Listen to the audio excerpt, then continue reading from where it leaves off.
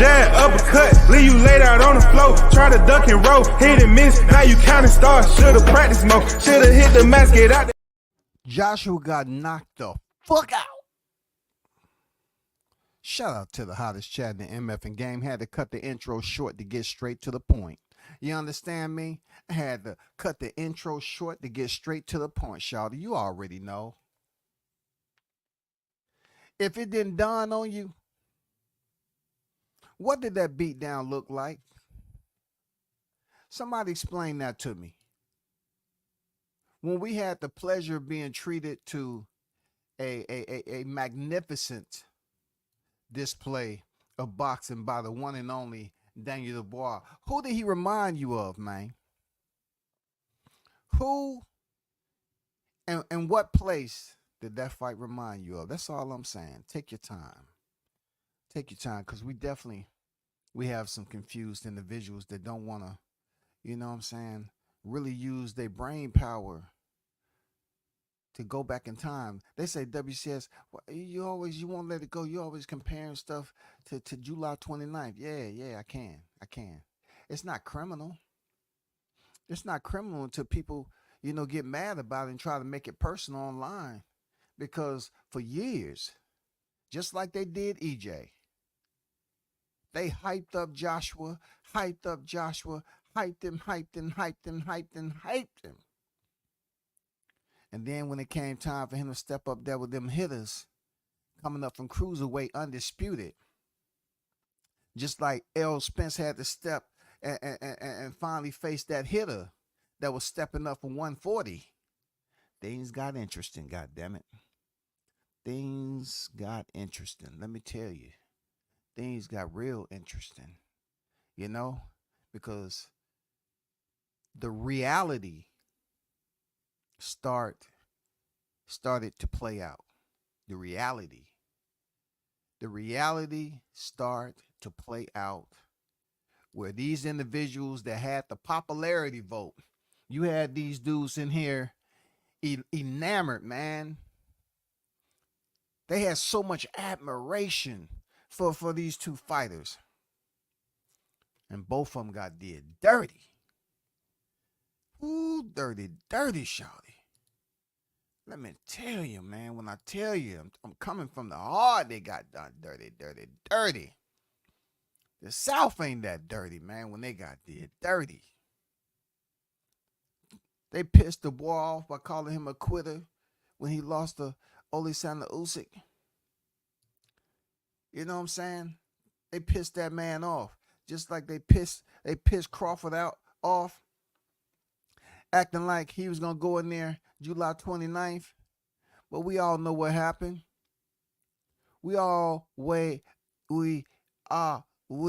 That's how they sounding now. They coming up with damn information that just don't decode. It don't decode the way it's supposed to. What Dubois did yesterday looked just like the T-Mobile Massacre, y'all. I had to put it out there. It looked like the T-Mobile Massacre. And the reason why I said Crawford did it better is because through 9 rounds, he battered, he bruised, you know what I'm saying? He banged up. He brawled. That's what Dubois looked like. Dubois battered Joshua.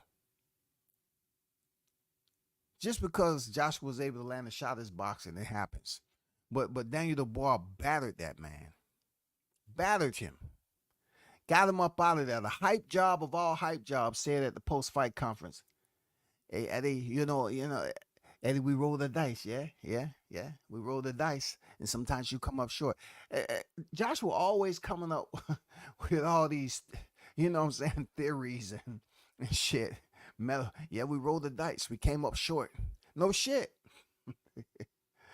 Eddie, I just say to my people, I didn't have to come here, but 1 fight, 2 fight, 3 fights don't determine me as a person, mate. But let me tell you, it was a tough fight. Something I learned from, and every time when I thought I had it, all together, it was coming back to me. the referee was serenading me with a count. You know, you win some, you lose some. You know what I'm saying? You win some, you lose some, you lose some, you win some. Tonight, hey, I don't think I dealt with either one of them. What is this you speak of, Joshua? You lost. I don't call it a loss. I call it, I don't make excuses.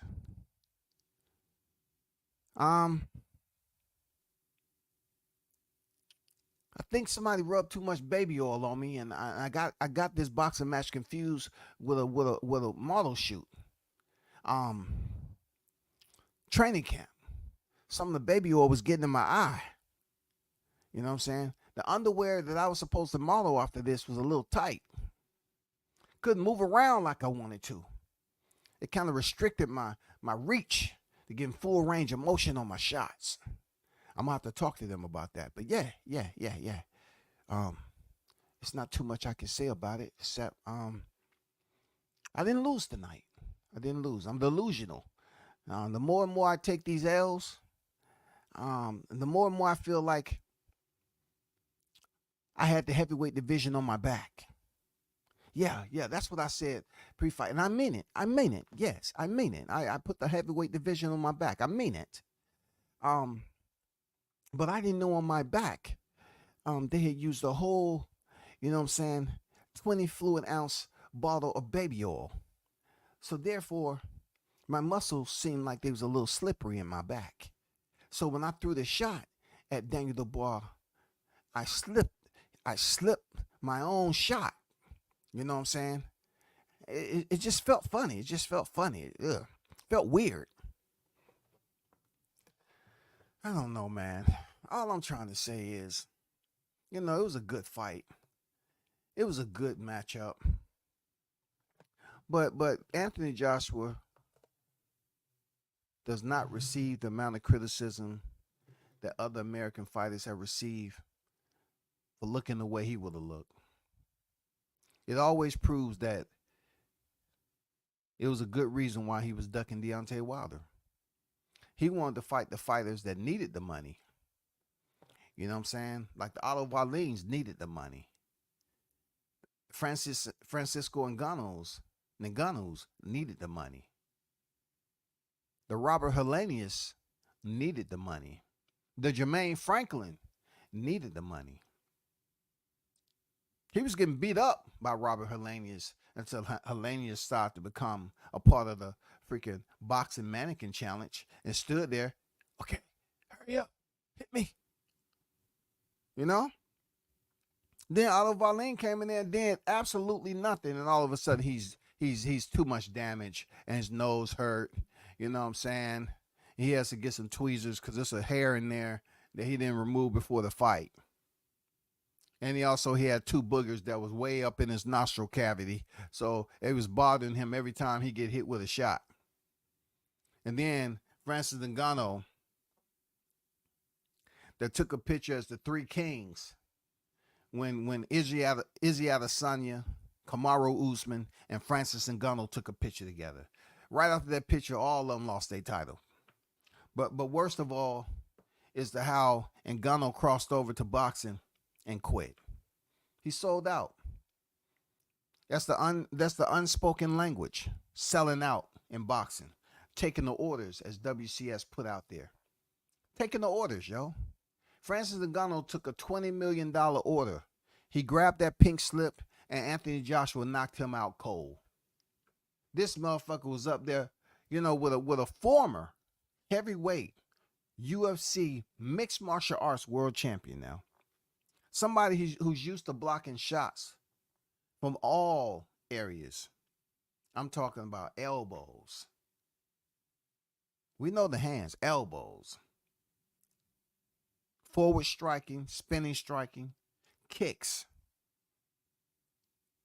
From bottom to the top, top to the bottom. Wrestling, grappling, clinching. But he walked his ass right up there to the middle of the ring and let Joshua just tee off on him. Bam! And took that $20 million and said, I can go change I can go change my life now. I got $20 million. He probably told his friends behind the scenes, would you let Joshua, get a free one on you? Flush for 20 mil? And they was up there. Now that you say it, yeah. Okay then. Okay then. Let's drink up. Drink up, boys. Let's drink up. Let's celebrate. But Francis Ngannou is always gonna have to deal with that.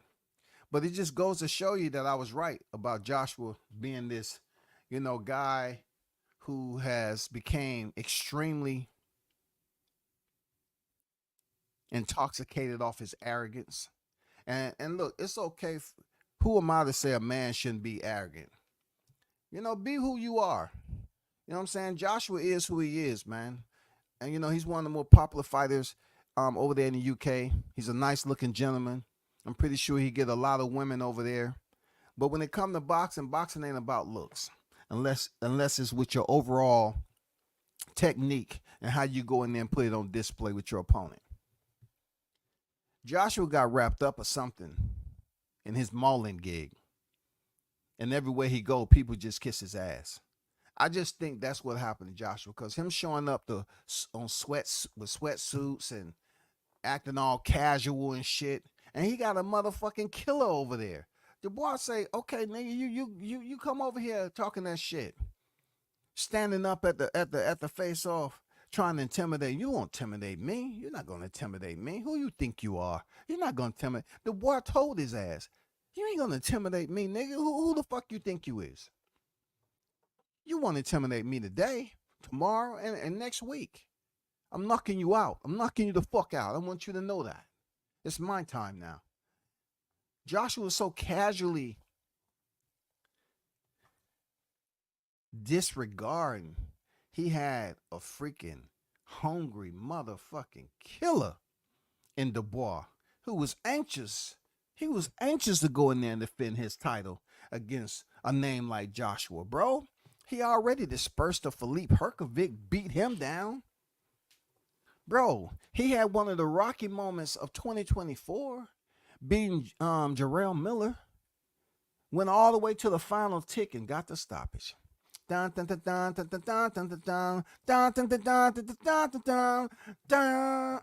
shit was on point. I like what I'm saying from you, Dubois. I like what you did to one of the fighters I call the most overrated fighters. One of the most overrated heavyweights since he was given the London Olympics gold medal. I've been keeping the same freaking energy, y'all. I kept the same energy on Joshua. People, you have these people that's more enamored with the way Joshua looked than his boxing skills. So when it comes to why they have so much hate, people that you talk to on the phone and then all of a sudden they want to stop talking to you because you support a certain fighter. I'm going to tell you, a weak ass motherfucker, man.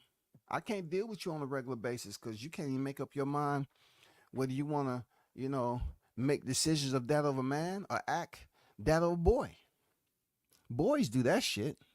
We got a lot of boys on the YTC to get mad, mad with you just because of the fighter you support, bro. And the crazy part, the super, super, super crazy part is that you and I, in some cases, have never met this fighter on a personal basis. Never. How can you hate someone that really hasn't influenced your life in a negative way and impeded your progress in life? How can you hate them just based off a boxer? Just based off, you can't have a conversation with somebody that support a fighter that you don't, heavy? Like, come on, bro. How many of you all was dogging out Dubois after he lost to Alexander Usyk, saying he was a quitter? I didn't have faith in Daniel Dubois after that or before that. But when he went in there and beat Jarrell Miller, I said, God damn it. All right. And then he went in there and beat Herkovic. I said, oh, shit. Dubois is pissed off. I don't know what conversation him and his pops had after that Alexander Usyk fight. But I don't think it was just all conversation. I think Pops drove to an undisclosed location and told Daniel to get the fuck out the car. And Daniel asked him a dumb question. Papa, what, get the fuck out the car, nigga. You ain't asking me shit. He got out the car. And his pops got out the car and looked at him. He said, you know where we at? He said, yes, father. We're like 35, 40 miles from home. Yeah, you've been paying attention. This is what's going to happen, goddammit. You're going to leave that shit in the car. And you're going to walk your motherfucking ass to the crib. You understand? But that, shut your mother. I'll punch you dead in your shit. You're going to walk your ass all the way fucking home and think about what I just witnessed tonight. So you'll never go to that place again. You're going to walk your ass all the way home. And if I see any type of transactions that you call a motherfucking Uber, I'm coming in here to kick your ass and take you right back here, and I'm going to follow your ass the whole way in the car. Do you understand this? This ain't no motherfucking Creed movie, nigga. You walking your ass all the way the fuck home for quitting. I'm telling you, his dad must have had that convo with him. You know what I'm saying? His dad must have had a convo with him, bro. Seriously. And part of the place where they at, the only way that he was going to get home, he had to cross that waterway or something. I think the boy had to jump in the waterway and swim like it was the Olympics. And he was a triathlete. He had to get to the other side just to make it to common ground to start the damn 30 plus miles home. Because the boy went in there and whooped Joshua's motherfucking ass, shouty. God damn, when I tell you, man. He went in there and whooped Joshua's overrated gold medal having London Olympics giving ass. And if anybody in the chat feels some type of way about the language that I'm using, just because that's the way I feel in the spirit of boxing, shout out Jack Reese, in the spirit of boxing, then you have options on this Sunday. You can either stay around and listen, or you have the options to moonwalk your ass up out this chat. You have options, man. That's all I'm saying. Shout out to the chat. Mike in the building. Big Blunts and Boxing on deck in the building. What's good? Salute to everyone that may be pulling up. Salute to y'all. Let's go to something that kind of puzzled me yesterday. All right. Let's go to a video that's circulating. And let's take a little peek at what we assume might be going on. I don't know. So this is Devin Haney, obviously over there at the fight at Wembley. And he's talking to Eddie Hearns like he's signed to Eddie Hearns. And he seems to be perturbed. You know what I'm saying? He seems to be a bit cantankerous with Eddie Hearn. And Eddie Hearns is talking to him. You know, and supposedly this was over a ticket where he was asking for Eddie Hearn to give him a comp ticket to get in. You go all the way over there to London and you don't have your arrangements set. But I guess when, I don't know, you feel that you can drop in at any time and you've done business with somebody before, or however it played out, you feel that you can make those moves. You know what I'm saying? But let's pay attention to the guy in the white tank top chewing the gum. If you don't know who that is, that's Connor Ben. I just thought I'll point that out to you. Connor Ben is in the shadows watching the whole situation. He's gazing from a distance. You know what I'm saying? He's paying attention to everything that's going on. And I can't tell you why Devin was up there, you know, because he said Eddie Hearn was a fake ass nigga. And once again, you say that to a person you did business with and probably may have to do business with in the future. So at the end of the day, I mean, Devin must have felt really upset about not getting that preferential treatment or that VIP treatment to get up in there. But he did get up in there and he had good seats too. Seriously. Conor Ben is rolls back. But Devin Haney was sitting up there on the floor, shit, near the front. Real talk.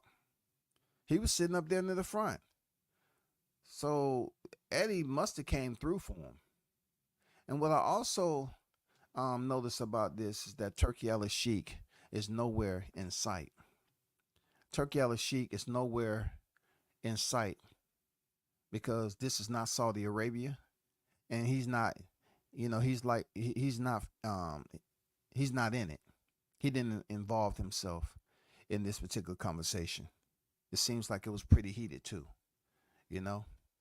But I just wanted y'all to see that right quick because Devin Haney seemed extremely upset at Eddie Hearn just because Hearns didn't get them tickets, his ticket on time.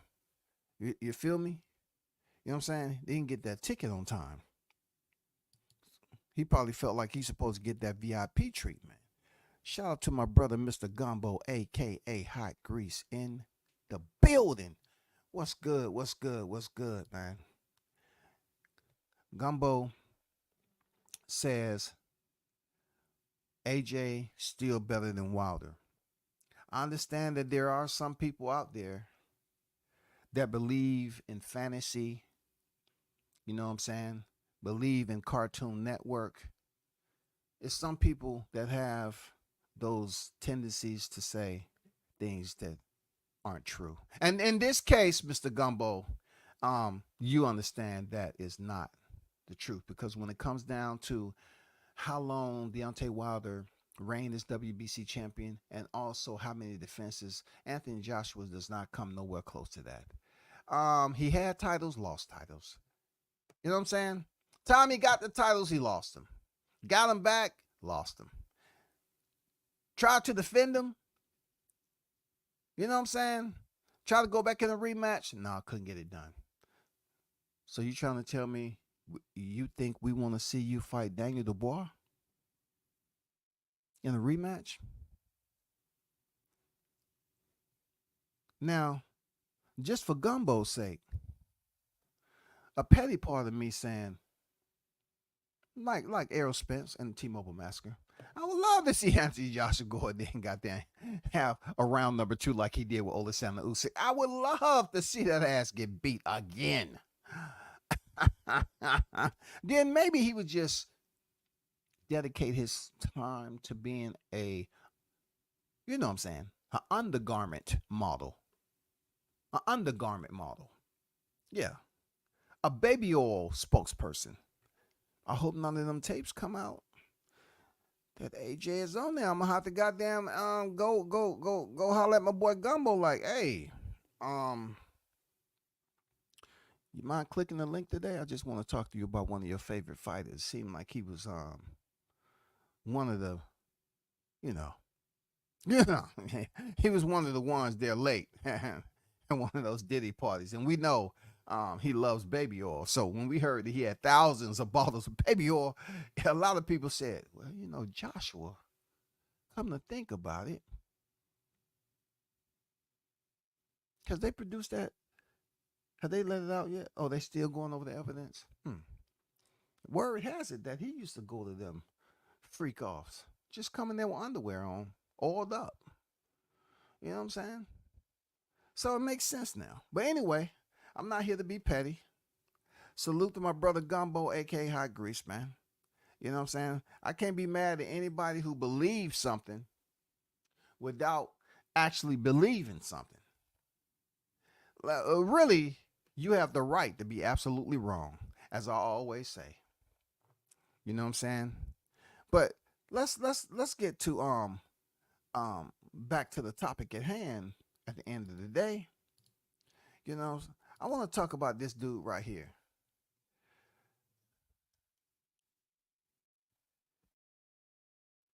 Clout chasing Canelo. Mr. Duck Master. Somebody was talking to me on a freaking comment, and he was talking about how Canelo has earned his spot to do what he's doing. And when you talk about earning, yes, there's a lot of fighters who earned their way to get to a certain level, a certain a certain elevation. You know what I'm saying? And that goes without saying. Yeah, Canelo's earned it. So has Crawford. So has Benavidez. So has plenty of other fighters. They earned it. You know, they're going in there in the training camps, putting in the work, dedication. Earn is defined by in return for label services, right? That's the actual definition. You know what I'm saying? Like they want to say earn to earn to gain money. And the reason why I told you this definition because Crawford is definitely in the business, along with many other fighters, to earn his status. That means boxing being a business. That means them being a prize fighter. And that means increasing the value of who you are each time you go out there and contend. How do we do that? It deals with challenging. You have to go out there and challenge others who are in a position equal or higher than where you at. I say this all the time. Equal or higher of where you at in the sport of boxing. Equal or higher of who you are as a fighter. That's how you increase your earnings. That's how you earn your spot.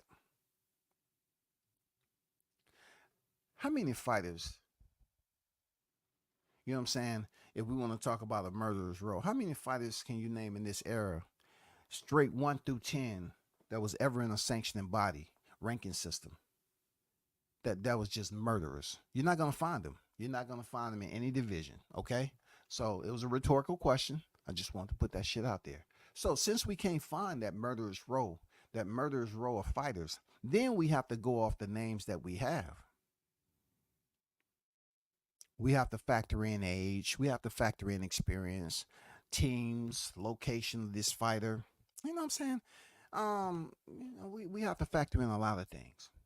But one thing we have to understand, point blank period, is that when people say he's earned, yes, he has a lot of fighters. I mean, a lot of fights. Yes, he's Mexican. Yes, his fan base is bigger than most. Okay? But just because his fan base is bigger than most does not how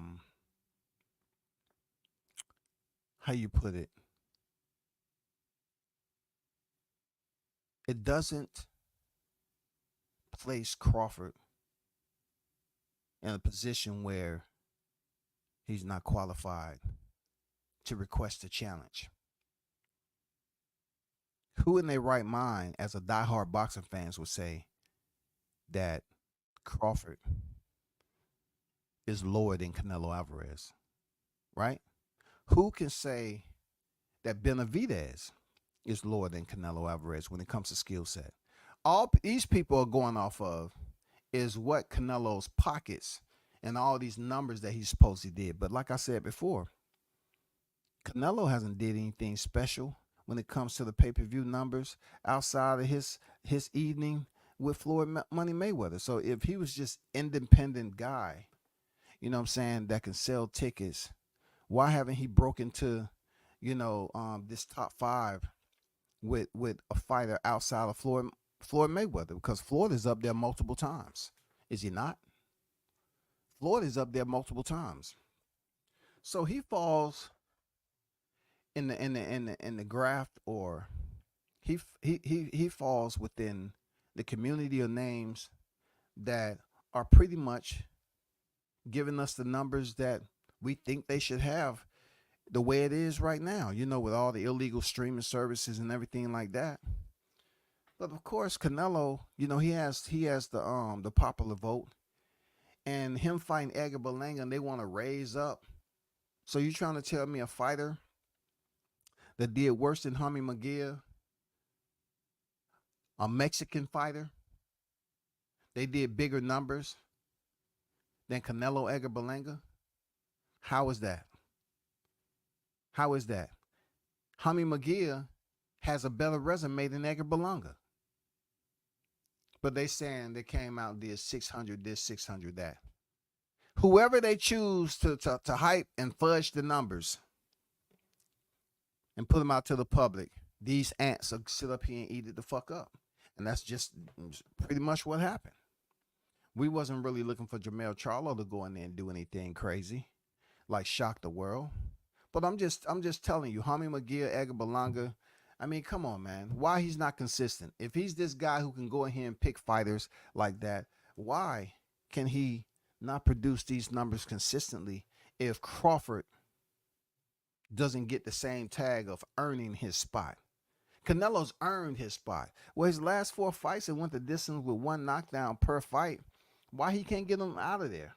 Because people love to talk about what Crawford didn't do with Madrimo. Is it all about what you're not doing or what people want you to do? Because last time I checked, you have some individuals out there say a win is a win, no matter how you get it. And it's very contradicting to have ears and eyes to read this information where people are saying that Crawford didn't do well against Madrimo, but he went the distance. All because they wanted to act like they didn't care about what he was doing at 147. And this tends to happen to black fighters all the time. Real talk. I've seen it with Deontay, seen it with Crawford. They don't want to praise them for the feat and the crown that they currently have until supposedly that crown is tested in a different way where people was giving them very low credit based off what they was doing, i.e. Crawford getting all those stoppages. And then when he moved up to a heavy division where they always tell me he's the smaller fighter, they say he didn't do well because the very same feat that he was on, the knockout streak, y'all say he didn't fight nobody to get that. But then you sit up here and try to hold him to a standard for the very same feat because you feel that you can compare it to him going the distance now against a fighter that you, if he fought at 147, you would have said he was nobody. He had 10 professional wins, 0 losses. And if Crawford would have knocked this dude out at 147, he wouldn't have got no credit. But since he moved up to 154 and this dude was a champ, they tried to bring up Crawford's accomplishments from 147 to smear it. To smear it on his reflection, on everything he's been doing, to say, oh, you didn't look that good. You couldn't even stop Madrimo. What about Canelo, though? Canelo's up here going the distance with these dudes. I mean, real talk, Canelo's going the distance with these dudes, man. Why? Why is Canelo, if he's this top dude, you know, he's supposed to be the creme de la creme. Why is Canelo going the distance with these niggas, man? Why isn't he going in there just walking through them? Cause the performances ain't adding up to the money. You got $30 million for Berlanga, and the performance was not all that, bro. Like the Oscar De La Hoya say, it was a snooze fest, man. It's almost like you was carrying whatever you was doing, just in there going through the motions with Berlanga, you know, Hami. You know what I'm saying? Out of the last 4, I would say John Ryder looked pretty decent against you. You know what I'm saying? He was landing some good, solid shots. But these people keep on talking about Canelo earned and that Crawford should, fight somebody else. When Canelo didn't have to fight anybody else. When he moved up, who did he fight when he was, after Daniel Jacobs? Who did he fight at 175 to move up? If, coming off Daniel Jacobs. Who did he fight? Who did he fight when he faced Sergey? Who did he fight? Were they telling him he need to fight somebody to prove himself? And he was at 160? So therefore, it doesn't make any sense. It's garbage, trash, all of that when it comes to them trying to put stipulations on there just because they're angry this man is successful with 4 divisions, right? And possibly, if he feels some type of way, he can go for a 5th division at 160 pounds. WCS put the play out there. for Spence. I said when Jermell Charlo was champion, he should go up there. PBC should make that fight. I did. I said he should fight Jermell Charlo, take the belts, in a 2-fight deal, become undisputed 154. It will make him a 2-division unified champion, like I said previously, and then Jermell Charlo win the belts back in the freaking rematch. That would build up a trilogy. That would make up a lot of money, all that shit. Jermell becomes 2-time undisputed. Both of them place a different type of stamp on their career. But with everything people used to brag about Al Heyman, look at where both of these fighters are at.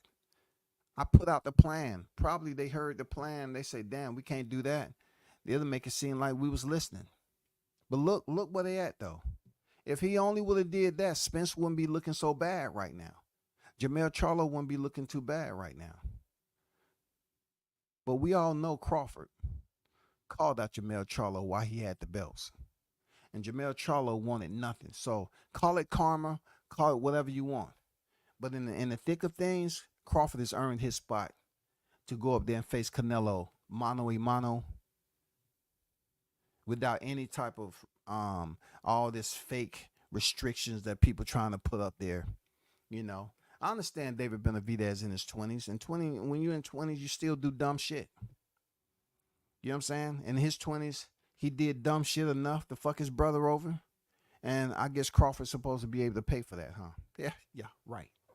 Get the fuck out of here. Get the fuck out of here with that. It's no way. It's no way. The ones that are saying, look, Canelo fans, do me one. If you're going to say that Crawford shouldn't be up there, why don't you tell Canelo why he's asking so much money to fight a fighter that shouldn't, his weight class for a reason, shouldn't come up there and fight because he's too small? You know what I'm saying? Which one is it? Why is he asking so much money if he's too small? But y'all up here saying his weight class for a reason, Canelo is smashing. So y'all don't want Crawford to fight Canelo for what? You don't want him to make that amount of money? You don't want him to share the ring with him because you feel a bit of fright? Mexican fans, you look at a certain way right now.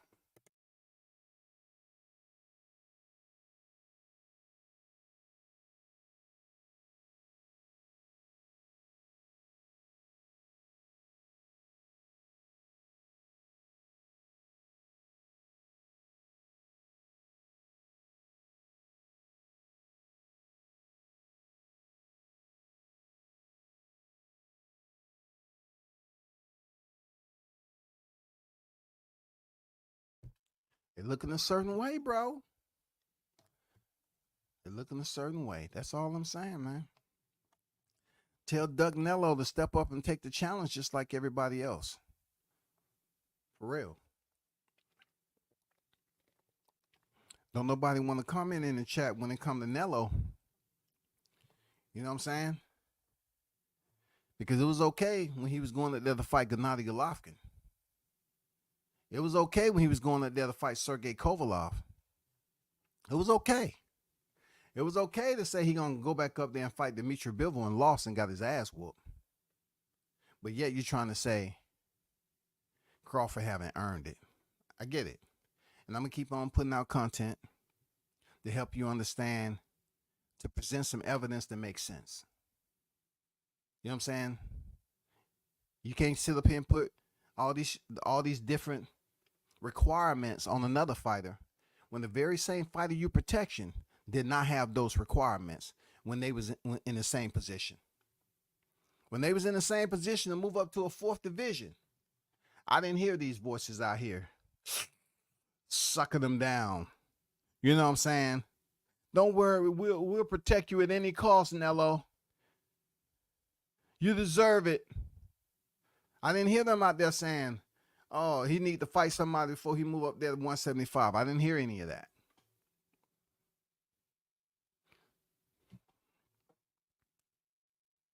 How was he qualified? How was he qualified?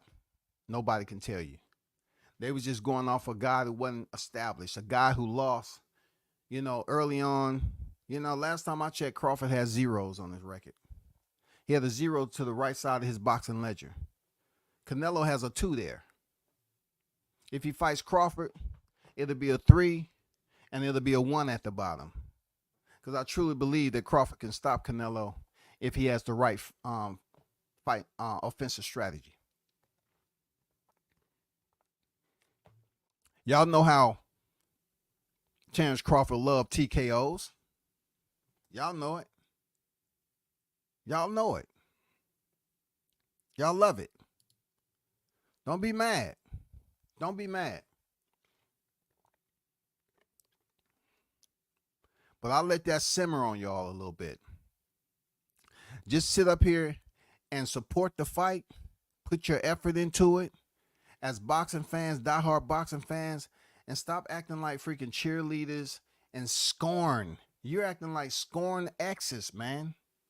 Y'all acting like y'all scoring exes, like y'all used to have an in-depth relationship with these fighters. A lot of you never even met Canelo. Never got a picture with him, just like me. But yet you defend him more than you do people in your own family. Some of you probably sit up there and donate to Canelo with this child to Bill Parks. Y'all up there betting $250, $300 up there just so you can have your name out there.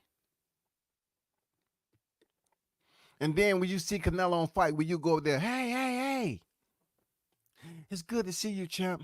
Yeah, see, I gotta go. I donate to your foundation. Oh, great, good, thank you. Muchas gracias, appreciate it.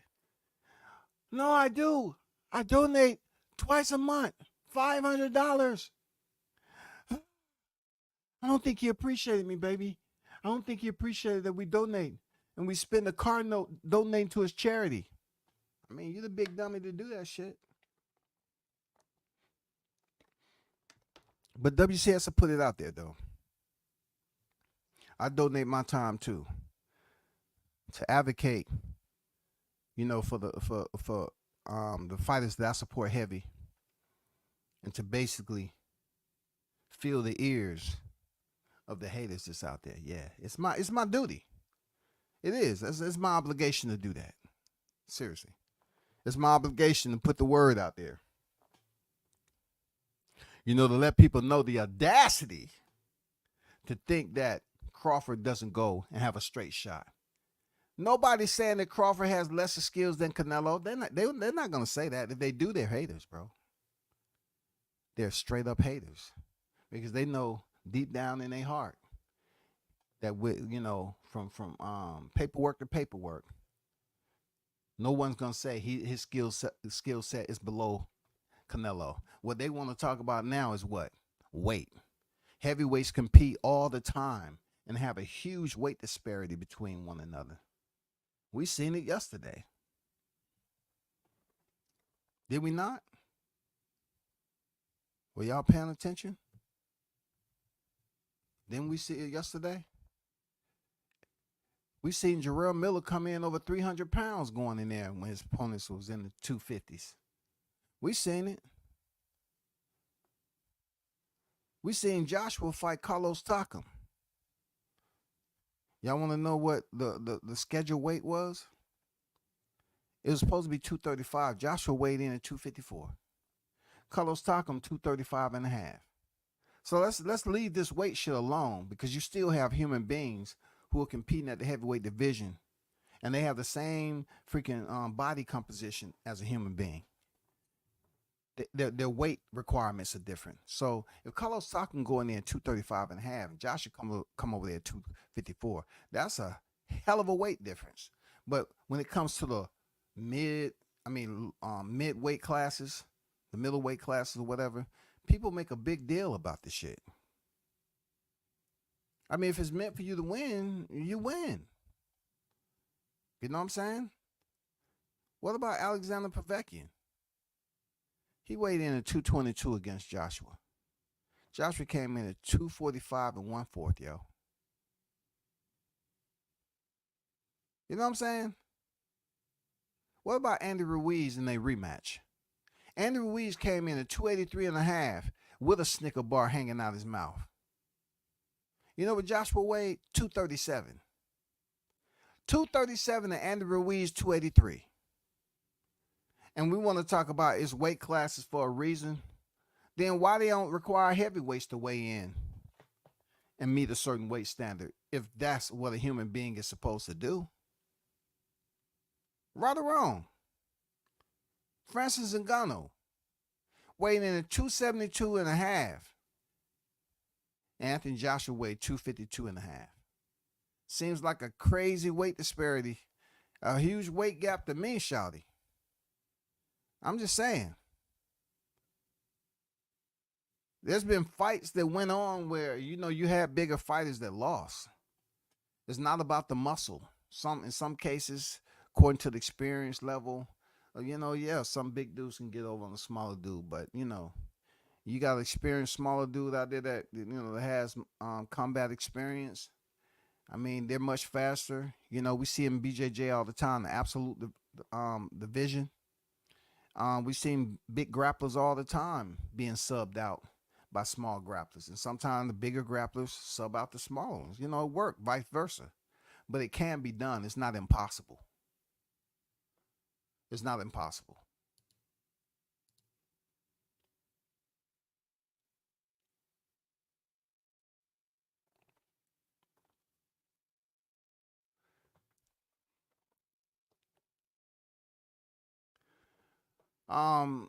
Shout out to the one said, "What up? You think Joshua should retire or go get that easy money and get knocked out by Wilder?" I think he should go get that money with Wilder and get put to sleep again. I do. I appreciate you recognizing that if Joshua step in there with Wilder, he gets slapped. That chin is like wet confetti and goddamn sugar cane. Put some goddamn pudding mix in that bitch, some cake dough, mix that shit all up together. Yeah. Joshua chin was all over the motherfucking ring. All over. They start to play out there, toot that ass up, toot that ass up, toot that ass. I mean, Joshua's goddamn face down. You know what I'm saying? Somebody else we remember that was looking like that. I ain't gonna bring his name up. He was in the building, but I ain't gonna bring his name up because he don't have shit to do with this, shouty. You know what I'm saying? But somebody else who got down, getting off, rolling all over the place, doing canvas gymnastics.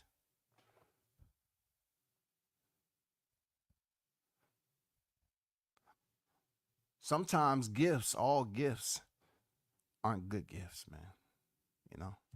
Hold on for a second, y'all.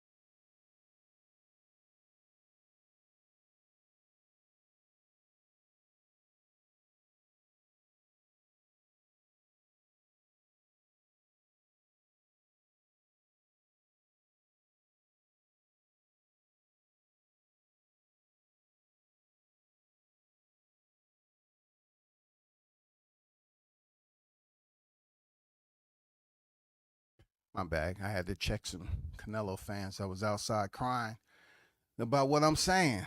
You know what I'm saying? Acting like we had the contracts in hand right now. You know what I'm saying? I had to tell him. At the end of the day, man, Crawford gonna end up getting 55-45. Hey, hey, Crawford with a high possibility may go into this negotiation as a 50-50. I don't see why not. I don't see why not. They're gonna say, oh, Canelo, bringing in this. Well, hey, check it out. That's the same song and dance they always use. And you want to go off his last four opponents, man? Ain't nobody believing no Edgar Berlanga's did anything. Everybody and their mama knows that Crawford will beat the shit out of Edgar Berlanga, Jaime McGill, Mel Charlo, and John Ryder. John Ryder's already been dusted off by Jaime McGill, so you know what I'm saying? Everybody knew that Bud Crawford said what he said. Once I finish with Spence, I want you. And Mel Charlo ran for the high heels and disappeared, only to dip up out of seclusion to run around again for 12 rounds with Canelo. You know what I'm saying? Real talk. Real talk. Canelo should retire. Also, at this point, I don't know what that means. He should retire. I don't think Canelo should retire until it's time for him to retire. And what better person to retire him than Bud? You know what I'm saying? He just need to go over here and beat the brakes off Canelo. You know what I'm saying? And have his fans up here talking about, oh, well, it was controversy because it was some shady stuff going. No. Look, they're going to try to make it racial. Turkey al-Sheikh, it was some racial stuff going on that, he didn't do. No. See, Canelo want to be in charge of the entire negotiation process and the numbers. He act like he don't need Turkey al-Sheikh, but I say you do if you're making the highest payday of your career. I mean, take the numbers, and then the performance is up to you. Take the numbers. You know what I'm saying? If they come in there with a 50-50 split, you know what I'm saying? Or they go in there with a 60-40. I mean, just take the numbers. Canelo's going to get the lion's share, period. You know what I'm saying? Period. He's going to get the lion's share of it all, period. But he shouldn't make it about, he want to make sure he's getting damn near everything. And Crawford, it shouldn't be a Devin Haney, Ozzy double type deal where he's getting way below what he's worth. It shouldn't be that. That's real talk. It shouldn't be that. It should be fair.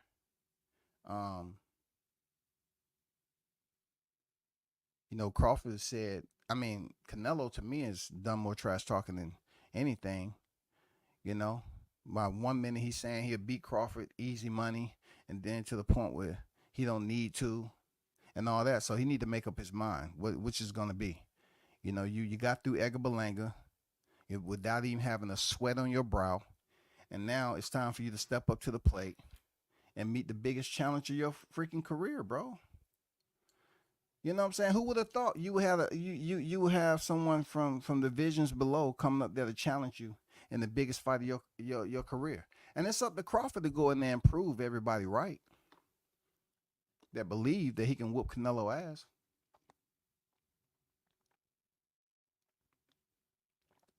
I'm gonna leave that alone. I'm gonna leave you with this. I don't know what they singing over there. Shout out to my guy, News by Shot New Sauce Experience in the building. Salute to you. What's good, man? Team Tucker fish on deck. Either could get slept at this point. Yeah, but I'm gonna leave you with this with Joshua. He has a rematch clause. I think he should, because we're not gonna hear this from the Crawford haters. You know what I'm saying? But they should recommend that Anthony Joshua fight somebody else before stepping in there with Dubois again, because you know he had Ben Davison as a trainer, right? That's who he decided to. He kicked Diddy James to the curb once he saw that baby oil in the furniture store in that hot ass warehouse. And so he kicked Diddy James to the curb before he went over there to Saudi. You know what I'm saying? To make that Otto Wallin money and that Francis Ngannou money. So he had Ben Davison in those 2 wins. But now he goes here and get destroyed. Whose fault is that? Joshua. It's Joshua's fault. So in the end, y'all hold it down. Peace to everyone. And shout out to the hottest chat in the MF and game. I'm out. Peace.